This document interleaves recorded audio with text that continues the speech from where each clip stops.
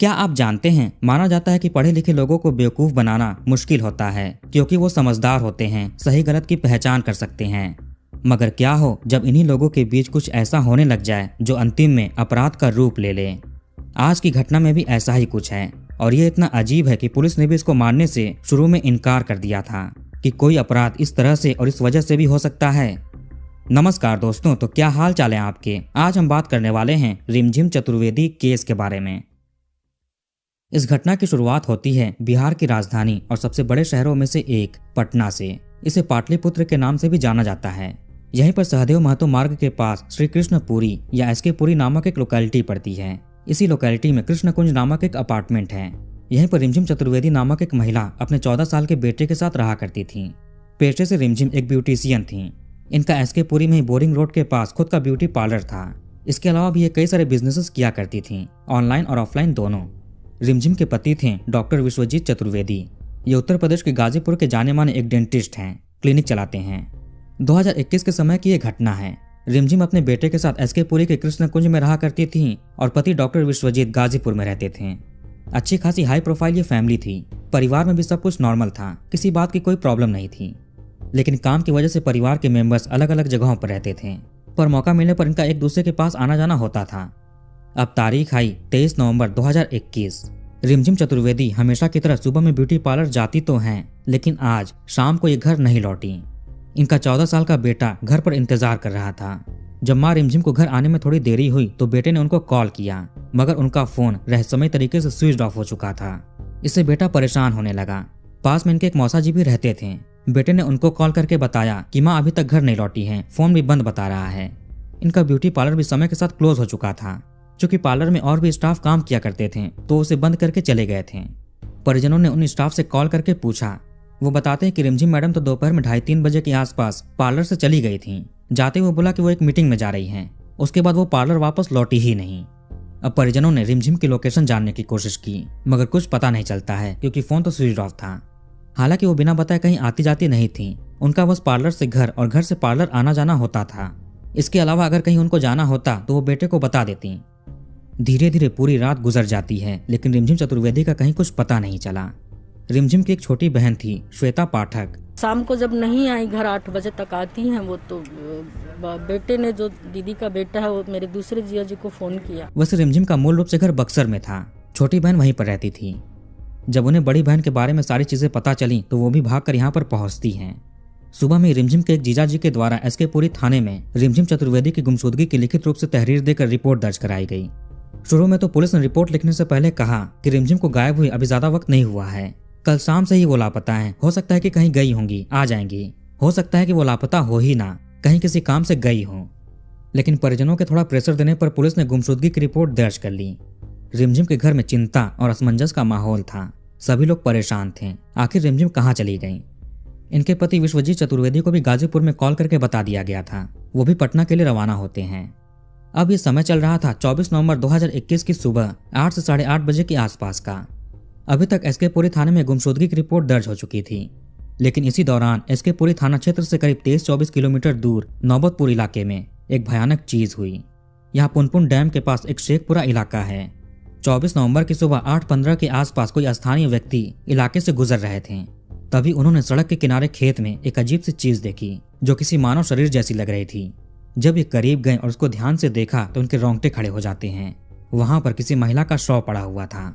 उसके चेहरे से रक्त प्रवाहित होकर जम चुका था। आसपास रक्त की धाराएं थीं, छींटे थे। तुरंत इन्होंने शोर मचाना शुरू किया। आवाज सुनकर गांव के लोग आते हैं। 8:30 बजे तक नौबतपुर थाने में भी लोगों द्वारा सूचना दे दी गई। पुलिस भी इलाके में पहुंचती है। इस महिला के चेहरे पर 2 जख्म के निशान थे, जैसे कि गोली दागी गई हो। फिर भी महिला का चेहरा पहचाने लायक था, सही सलामत था। वहां मौजूद लोगों के अनुसार ये इस इलाके की नहीं लग रही थी, कोई बाहरी थी। इनके पहनावे वगैरह से लगा कि ये शहर से आई होंगी। मगर ये यहाँ पर क्या करने आई थी? ये तो गांव वाला इलाका है, और आखिर इनका कत्ल क्यों किया गया होगा? पुलिस को ऐसा भी नहीं लगा कि कहीं और पर कत्ल करके शव को यहाँ पर लाकर फेंका गया हो। कत्ल इसी जगह पर, इसी खेत में हुआ होगा, क्योंकि आसपास मिट्टी पर कुछ पैरों के निशान मिले थे, रक्त बिखरे हुए थे। अगर शव को कहीं और से लाकर यहाँ पर डंप किए होते तो इतने सारे रक्त नहीं होते। एक और चीज लगा कि इन महिला का कत्ल लूटपाट के लिए नहीं हुआ होगा, क्योंकि इन्होंने गहने पहन रखे थे, हाथ में कंगन था, कान में और नाक में सोने के आभूषण थे, पैरों में चांदी के छागल थे। कई सारी अंगूठी हाथ की उंगली में पहनी हुई थी। पुलिस को महिला के पास से कोई भी पहचान लायक चीज नहीं मिलती है, ना ही कोई आईडी कार्ड और ना ही कोई मोबाइल फोन। थोड़ी ही देर में इस जगह पर मीडिया के लोग भी आ गए कि एक महिला का नौबतपुर इलाके में लावारिस शव मिला है। पुलिस ने शव को हॉस्पिटल भिजवा दिया। उधर तो रिमझिम का परिवार रिमझिम की तलाश में जुटा हुआ था और इधर एक लावारिस शव मिला। पुलिस ने आसपास के जिलों में शव के बारे में सूचना भेज दी, फोटोज भेज दी। ये भी पता करने लगे कि आसपास के जिले में कोई महिला मिसिंग तो नहीं है, किसी ने मिसिंग रिपोर्ट लिखाई हो। ये खबरें न्यूज में चल रही थी। इसी बीच रिमझिम के कुछ जानने वालों को इस खबर के बारे में न्यूज मीडिया के जरिए पता चलता है। वो लोग रिमझिम की बहन श्वेता को इसके बारे में बताते हैं। अब श्वेता के मोबाइल पर इसको लेकर ढेर सारे मैसेजेस, कॉल्स वगैरह आने लगे। इसके बाद बहन श्वेता ने नौबतपुर थाना प्रभारी से फोन पर बात किया। उन्होंने भी बताया कि हाँ, सुबह में 8:30 बजे के आसपास महिला का शव मिला है। श्वेता भी कहती है कि इनकी बड़ी बहन भी कल शाम से लापता है। इन्होंने एसके पुरी थाने में रिपोर्ट भी लिखाई है। ये पता चलने पर थाना प्रभारी ने रिमझिम की बहन श्वेता को इस शव की फोटो भेज दी। फोटो देखते ही बहन सन्न रह जाती है। ये रिमझिम का ही शव था। फौरन ही रिमझिम के परिजन नौबतपुर हॉस्पिटल पहुंचे। वहां पर शव की पहचान की। शव मिलने के केवल 3 घंटों के अंदर ही उसकी पहचान हो जाती है। कत्ल का पता चलने पर इलाके में सनसनी फैल चुकी थी, क्योंकि ये एक हाई प्रोफाइल केस था। एक डॉक्टर की पत्नी का घर से 24 किलोमीटर दूर लाकर कत्ल किया गया था और शव को खेत में फेंक दिया गया था। पोस्टमार्टम के बाद रिमझिम के शव को उनके परिजनों को सौंप दिया जाता है। घर वाले शव को लेकर बक्सर चले गए अंतिम संस्कार के लिए। इस चीज के चलते अगले दिन यानी 25 नवंबर की दोपहर तक एफआईआर भी दर्ज नहीं होती है। आगे रिमझिम के पति विश्वजीत ने अननोन के ऊपर कत्ल का एफआईआर दर्ज कराया। घटना का एफआईआर परिजनों द्वारा किया गया, अज्ञात के खिलाफ एफआईआर दर्ज किया गया। अब जाकर पुलिस ने अपनी इन्वेस्टिगेशन शुरू की।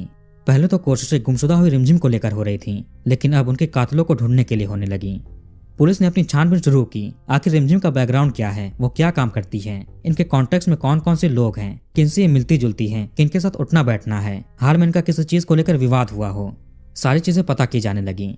हर एंगल से पुलिस को इसकी जांच करनी थी। नहीं, इसको जो है कि उस नंबर के आधार पे ही आदमी बात आगे बढ़ाएगा ना। मतलब ये कैसे निकली थी? नहीं, हमको नहीं मालूम कि वो कैसे निकली थी, क्या पहन कर निकली थी। I don't. रिमझिम का घर बक्सर में था और इनके पति विश्वजीत गाजीपुर के रहने वाले थे। इन दोनों की 2001 में लव मैरिज हुई थी। रिमझिम की मां ने ही ब्यूटी पार्लर का सेटअप किया था एसके पुरी में, जिसे बेटी रिमझिम आगे बढ़ा रही थी। ब्यूटी पार्लर के अलावा भी रिमझिम कई सारे बिजनेसेस में अपना हाथ आजमा रही थी, जैसे कि ये बालू, गिट्टी और मार्बल पत्थर की खरीद बेच करती। ये मार्केट से ब्याज पर पैसे उठाकर उसको ज्यादा ब्याज पर दूसरों को लोन देती थी।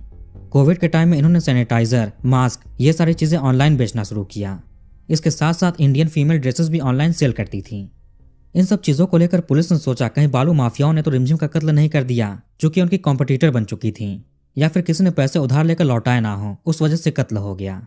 बहन श्वेता के अनुसार इनको जहां तक पता है, इनका कोई भी जानने वाला, कोई भी रिश्तेदार नौबतपुर में नहीं रहता है। फिर रिमझिम नौबतपुर क्यों गई थी, किससे मिलने गई थी, क्या करने गई थी? आगे की पूछताछ में ब्यूटी पार्लर के एक स्टाफ ने कहा कि 23 नवंबर की दोपहर 3:15 बजे रिमझिम को एक कॉल आया था। चंद सेकंड फोन पर बातचीत हुई थी। इसके बाद रिमझिम अपने स्टाफ से कहती हैं कि एक मीटिंग में जाना है, कुछ देर में लौट आएंगी। इसके बाद वो चली गई। ये पता चलते ही पुलिस रिमझिम की कॉल डिटेल्स और लोकेशन निकालने लगी। आखिर रिमझिम किसके साथ गई थी, उसका पता करने के लिए मार्केट में ब्यूटी पार्लर के आसपास लगे सीसीटीवी कैमरों की फुटेज चेक की जाती है। इसी बीच पुलिस को एक बहुत बड़ा सुराग मिला। एक फुटेज में दिखता है कि 23 नवंबर की दोपहर 3:19 पर एक ग्रे कलर की स्विफ्ट कार रिमझिम के ब्यूटी पार्लर वाली बिल्डिंग के पास आकर रुकी। 3:22 पर रिमझिम अपने पार्लर से बाहर आती है और उस कार में बैठकर चली जाती है। गाड़ी का रजिस्ट्रेशन नंबर भी कैमरे में साफ साफ कैप्चर नहीं हुआ था। चूंकि पटना में जगह जगह पर सीसीटीवी कैमरे लगे हुए हैं, इसका भरपूर फायदा पुलिस उठाती है। ये गाड़ी रिमझिम को पिक करने के बाद किन किन रास्तों से होकर कहां पर गई, सीसीटीवी के जरिए पुलिस ने सब कुछ ट्रेस करना शुरू किया। रिमझिम केस की सारी इन्वेस्टिगेशन को लीड कर रहे थे फुलवारी शरीफ के एएसपी। अब तो ये भी शक होने लगा कि कहीं अवैध संबंधों के चलते कत्ल तो नहीं हो गया, वरना कोई क्यों इस तरह से कॉल आने पर किसी की कार में जाकर बैठ जाएगा। ये गाड़ी एसके पुरी से बेली रोड, फिर रूपसपुर फ्लाईओवर से होते हुए दानापुर होते नौबतपुर निकल गई। कैमरों की जांच करने के दौरान एक फुटेज में कार का रजिस्ट्रेशन नंबर साफ साफ दिख जाता है। नंबर की जांच करने पर गाड़ी के ओनर का पता चला। नाम मिला कमल शर्मा। ये पालीगंज में रहता था। उधर रिमझिम के घर वालों को पता ही नहीं कि कमल आखिर कौन है। ये लोग तो पहली बार उसका नाम सुन रहे हैं। यहाँ तक कि पार्लर में काम करने वाले स्टाफ ने भी कमल का नाम पहली बार सुना था। पुलिस ने जब रिमझिम की कॉल डिटेल्स निकाली तो उसमें भी कहीं पर कमल का नाम नहीं आया। एक बार भी रिमझिम की कमल से फोन पर बातचीत नहीं मिली। अब रिमझिम किसी ऐसे आदमी के कार में जाकर कैसे बैठ सकती है जिनको ये जानती तक नहीं। दूर दूर तक दोनों का एक दूसरे से कोई कनेक्शन नहीं मिला। रिमझिम 2 नंबर्स यूज करती थी, लेकिन दोनों के ही कॉल डिटेल्स में कमल का नाम नहीं आया। अब पुलिस की एक टीम कमल के पास पहुंचती है। 26 नवंबर तक इसको थाने लाकर पूछताछ किया गया। कमल के अनुसार उस दिन इसकी गाड़ी एक दोस्त ड्राइव कर रहा था, रोहित सिंह। ये नाम रिमझिम के कॉल डिटेल्स में भी सामने आता है। सीडीआर में मिला कि रोहित की कॉल आने पर ही रिमझिम पार्लर से निकलकर कार में जाकर बैठी थी। पहले भी रोहित का रिमझिम से फोन पर बातचीत के रिकॉर्ड मिले। बहन श्वेता के अनुसार रोहित रिमझिम का मुंह बोला भाई है। रक्षाबंधन पर भी राखी बंधवाने के लिए आता था। इसी आदमी के साथ मिलकर रिमझिम बालू गिट्टी का बिजनेस भी किया करती थी। रोहित पालीगंज थाना क्षेत्र के जलपुरा का रहने वाला था। पुलिस इसके घर पर पहुंचती है, मगर ये आदमी यहाँ पर नहीं मिलता है। पता चला कि ये किसी फैमिली फंक्शन में मुजफ्फरपुर गया हुआ है और ये 23 नवंबर की शाम को गया था। पुलिस को रोहित की लोकेशन भी मुजफ्फरपुर की मिलती है। यह भी पता चला कि रोहित का कॉल रिमझिम को आने के बाद रोहित ने अपना फोन स्विच ऑफ कर दिया था। यहाँ तक कि कमल का फोन भी बंद हो गया था। दोनों का ही फोन एक तय समय तक स्विच ऑफ रहता है, उसके बाद ऑन हुआ। शाम के 7 बजे तक ऑन होता है। अगर पुलिस मुजफ्फरपुर जाकर रोहित के घर पर रेड मारती तो शायद वो फरार हो सकता था। इसलिए पुलिस ने बस इस पर गुप्त तरीके से नजर रखा और इसके पटना आने का इंतजार किया। 27 नवंबर के दिन जैसे ही ये पटना आता है, पुलिस इसको पकड़ लेती है। कमल तो पहले से ही गिरफ्त में था। शुरू में तो रोहित सारी चीजों से मना करता है, इसको कुछ भी पता नहीं है। ये तो फैमिली फंक्शन में था, इसको क्या पता होगा। इधर रिमझिम की खबरें लगातार चल रही थी। एक हाई प्रोफाइल केस था। रोहित मुंह बोला भाई है। बहन के कत्ल पर शोक जताने के लिए उसके घर पर नहीं गया, न ही रिमझिम के किसी परिजन से बातचीत करके दुख जताया। ये शांत रहता है, जबकि इसके जानने वालों को रिमझिम की मृत्यु का पता चल गया था। आखिर इसको क्यों नहीं पता चला। इसके यहाँ न आने पर भी पुलिस को रोहित पर शक जाता है। अंत में रोहित ने स्वीकार कर लिया कि इसने ही अपने साथियों के साथ मिलकर कत्ल को अंजाम दिया था। आगे रोहित ने कत्ल करने का जो तरीका और वजह बताई वो सच में काफी हैरान करने वाली थी। रोहित सिंह एक पढ़ा लिखा आदमी था। इसने केमिस्ट्री में बीएससी कर रखी थी। ये कॉर्ड लाइफ नामक एक मेडिकल कंपनी में जॉब करता था। इसकी जिंदगी में कुछ दिक्कतें चल रही थी। रोहित को लगता था कि इसकी सैलरी बहुत कम है। जिस हिसाब से ये मेहनत कर रहा है उस हिसाब से पैसे नहीं मिल रहे हैं। वैसे इसकी सैलरी 50,000 रुपए थी। कथित तौर पर इसने अपनी बहन की शादी के लिए लाखों रुपए के कर्ज ले चुके थे। इसकी सैलरी का एक बड़ा अमाउंट कर्ज चुकाने में चला जाता था। कर्ज इनके ऊपर बहुत हो गया। इनकी 2 बहनें थी। एक की शादी 2014 में किया इन्होंने, एक की शादी 2018 में किया। और बहुत लोन था, 40-50 हज़ार रुपया इन कमाते थे। EMI ही 40 हज़ार रुपये कट जाता था। घर के सभी खर्च इसके ही ऊपर थे, सारी जिम्मेदारी थी। इन्हीं सब चीजों को सोच सोच कर इसको सेल्फ डाउट होने लगे। स्ट्रेस में रहने लगा, डिप्रेशन में चला गया। जहाँ पर ये काम करता था वहाँ पर इसकी एक दोस्त थी, एक कलीग थी, पूनम बटाडे। ये बात है 2019 के आसपास की। रोहित ने पूनम को अपनी प्रॉब्लम्स बताई। रोहित को यह भी लगता था कि किसी ने इसके ऊपर काला जादू कर दिया है, तभी इसको सारी मानसिक दिक्कतें हो रही हैं। हमेशा स्ट्रेस में रहता है। पूनम की जानकारी में रिमझिम थी। कोविड के समय रिमझिम ने जो ऑनलाइन बिजनेस शुरू किए थे, सैनिटाइजर, मास्क और ड्रेसेस बेचने के, वो उसने पूनम के साथ मिलकर शुरू किए थे। दोनों में अच्छी दोस्ती थी। यहाँ तक कि पूनम कुछ दिनों के लिए जब शहर से बाहर चली गई थी तो उसका बेटा 15 दिनों तक रिमझिम के घर पर ही रहा था। ये बात रिमझिम के 14 साल के बेटे ने अपने बयान में बताया। पूनम ने पुलिस को बताया कि रोहित की प्रॉब्लम्स को लेकर ये रिमझिम के पास जाती है, क्योंकि इसके अनुसार रिमझिम जादू टोने, झाड़ फूक वगैरह भी किया करती थी, ब्लैक मैजिक में इन्वॉल्व थी। पूनम के अनुसार रिमझिम कई बार तो शमशान में जाकर झाड़ फूक करती थी। खुद की कलाई को काट कर अपना रक्त भी शमशान में चढ़ाती थी। उनका कहना था कि वो कभी कभी शमशान भी जाती हैं, और हालांकि ये उनके साथ कभी नहीं गया है। अब चूंकि वो है नहीं तो ये बात को वेरीफाई करना मुश्किल है। रोहित को लगता था कि इसके ऊपर काला जादू कर दिया गया है और रिमझिम काला जादू में इन्वॉल्व थी। ये दोनों ही पढ़े लिखे थे, फिर भी इस तरह के अंधविश्वास में बहक गए। किसी तरीके से पूनम ऐसा बताती हैं कि वो पूजा पाठ, तंत्र मंत्र और कुछ, हालांकि उसको कर नहीं देना चाहिए, लेकिन कुछ उस तरह की कार्रवाई करती है जिससे कि ऐसे लोगों को रिलीफ मिलता है। तो ऐसे करके रोहित रिमझिम से मिलता है। रिमझिम इससे कुछ उपाय बताती है जिसे ये करता है। पहला पूजा उनके द्वारा करवाया गया, जिसमें कि चांदी का 2 कड़ा इन्होंने लिया और पहनने के लिए उन्होंने कहा रिमझिम ने कि ऐसा करने से तुम्हारा विचलित होना दूर होगा। इन सब चीजों को करते करते धीरे धीरे रोहित को लगने लगा कि अब सब कुछ ठीक हो रहा है, जिंदगी सुधर रही है। इससे रोहित का विश्वास और भी बढ़ता है।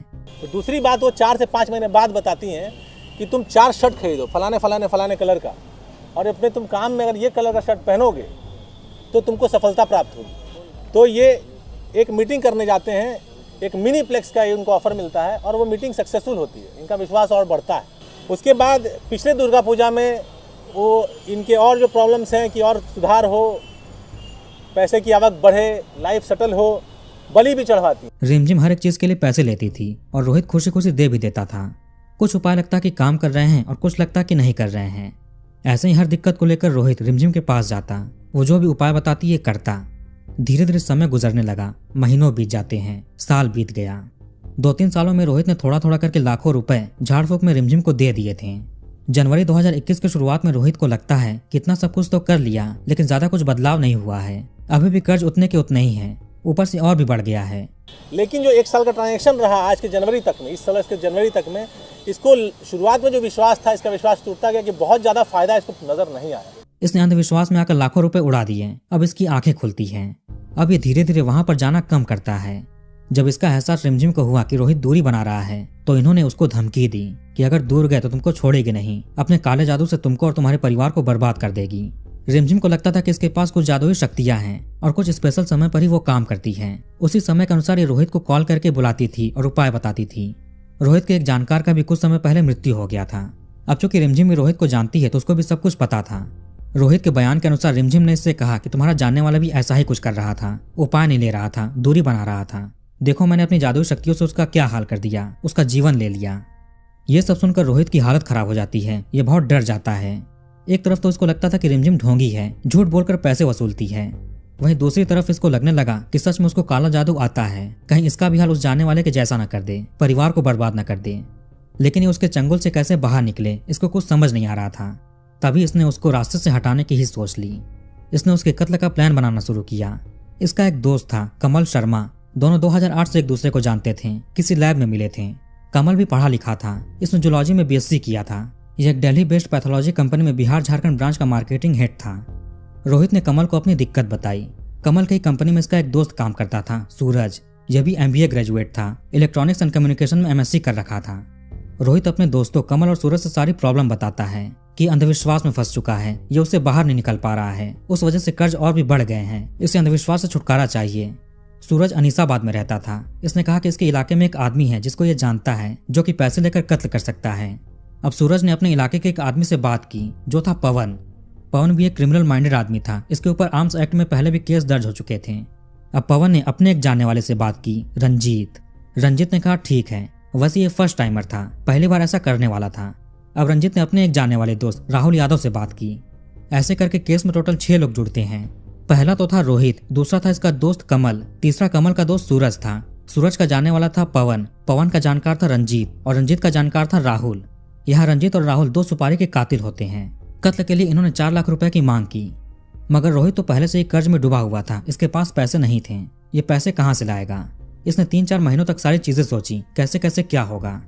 इसके बाद ही रोहित के दिमाग में एक आइडिया आता है। ये जानता था कि रिमझिम इंटरेस्ट पर पैसे उधार देती है। अभी रिमझिम के पास गया, कहा कि एक बिजनेस के लिए 4 लाख रुपए की जरूरत है, सूद पर पैसे दे दो। रिमझिम ने 15% के इंटरेस्ट पर 4 लाख रुपए दे दिए।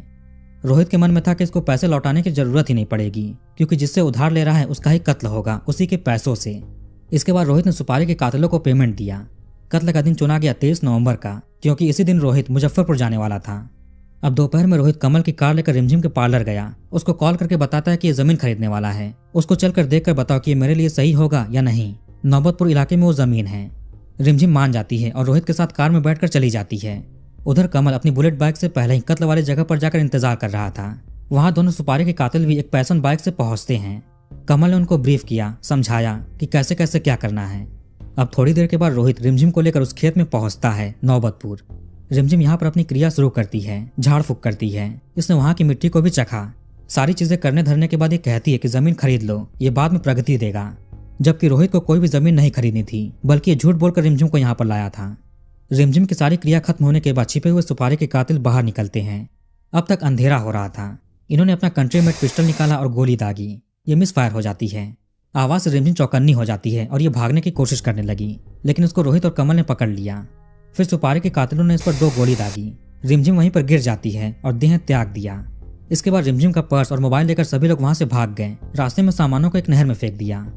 3 अलग अलग ऑफिसर्स ने रोहित से बात की, पूछताछ किया, अपनी तरफ से छानबीन की। फिर मानते हैं कि ब्लैक मैजिक की वजह से ही कत्ल हुआ है।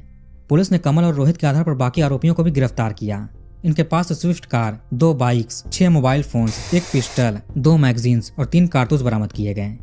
इसके अलावा 2.25 लाख रुपए जो कि सुपारी के पैसे थे, वो भी बरामद होता है। इन्होंने अपना गुनाह भी स्वीकार कर लिया।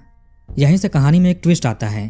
पुलिस ने जो वजह बताई कि रोहित ने काला जादू की वजह से कत्ल किया है, वो रिमझिम का परिवार मानने को तैयार नहीं था। वो ऐसा कुछ भी नहीं करती थी, बल्कि उन्होंने कई लाख रुपए रोहित को उधार दे रखे थे।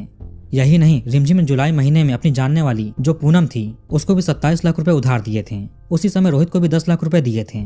छठ पूजा के दौरान भी लाखों रुपए दिए। यहाँ तक कि जादू टोने की जो बातें थीं वो पूनम से ही पुलिस को पता चली थी, ना ही रिमझिम के किसी परिवार के मेंबर से। जादू टोना तो बस बहाना था। रिमझिम का कत्ल कर्ज की वजह से हुआ है। रोहित और पूनम ने ही कत्ल की साजिश रची थी। 2-3 सालों में थोड़ा थोड़ा करके उन्होंने करोड़ों रुपए उधार लिए थे। अकेले 30-35 लाख रुपए रोहित के पास बकाया था। रिमझिम के बैंक लॉकर से उनकी बहन को एक डायरी मिलती है। उस पर उधार पैसों का सारा कच्चा चिट्ठा लिखा हुआ था। रिमझिम ने पूरी डिटेल में लिखे थे, तारीख और समय के साथ। एक स्टैम्प पेपर भी बहन ने दिखाया जिस पर रिमझिम ने पूनम को 5 लाख रुपए उधार देने की बात लिखी थी। यह तारीख थी कत्ल के 3 दिन पहले, यानी 19 नवंबर 2021 की। कहीं ना कहीं इन्हीं 5 लाख रुपए में से 4 लाख रुपए सुपारी के लिए दिए गए होंगे। पुलिस ने पहले 2:19 का टाइम बताया जब रोहित कार से पार्लर गया था, जबकि कैमरे में दिखा कि 3:19 का टाइम है। बहन ने कहा कि पुलिस मामले को उलझा रही है, इन्वेस्टिगेटिंग ऑफिसर को चेंज करना चाहिए। वहीं पुलिस का कहना था कि रोहित ने जो बयान दिए उसकी पुष्टि की जा चुकी है, सारे सबूत मिले हैं। अभी करंट टाइम में इस केस का स्टेटस क्या है ये तो पता नहीं चल पाया, इसीलिए कुछ कह नहीं सकते। देखिए क्या डेवलपमेंट है, किस तरह की जांच है, ये तो बिल्कुल मुझे पता नहीं है, ना ही मुझे कोई बताया जाता है। मैं बार बार आई हूँ। तो वीडियो कहीं पर खत्म करते हैं। आप कमेंट करके अपनी राय बताइए। इस वीडियो को लाइक और शेयर जरूर करिए। चैनल को सब्सक्राइब करके बेल आइकन ऑन कर लीजिए। मिलते हैं नेक्स्ट वीडियो में। धन्यवाद।